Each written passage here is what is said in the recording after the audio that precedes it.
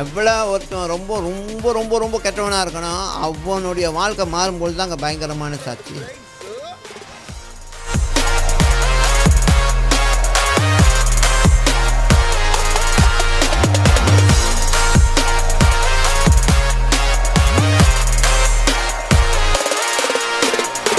சரியாக மாட்டீங்க. நீதினா என்னதுங்களா, நீங்கள் ஆண்டரோட ரைட்டாக இருக்கீங்க, அதுதான் நீதி.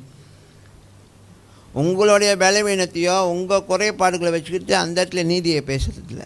நீதினா இயேசு உங்களுக்கு நீதி செஞ்சார்னா உங்கள் பாவத்தையும் குற்றங்களையும் மன்னிச்சார்.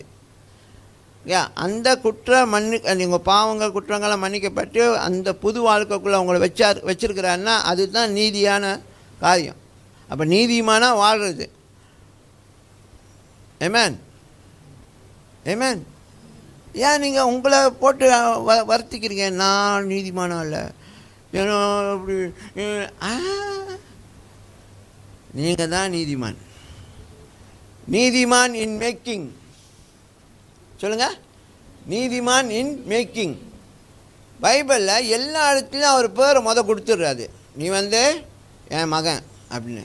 ஆனால் சில நேரத்தில் நீ நம்மளை பார்க்கும்பொழுது நான் ஆண்டோட மகன் அப்படின்னு. ஆனால் அதுக்கு என்ன, உனக்கு நான் பேரை கொடுக்குறேன், அந்த பேருக்கு தகுந்த மாதிரி நீ வாழ நானும் உனக்கு உதவி செய்வேன். புரியுதா?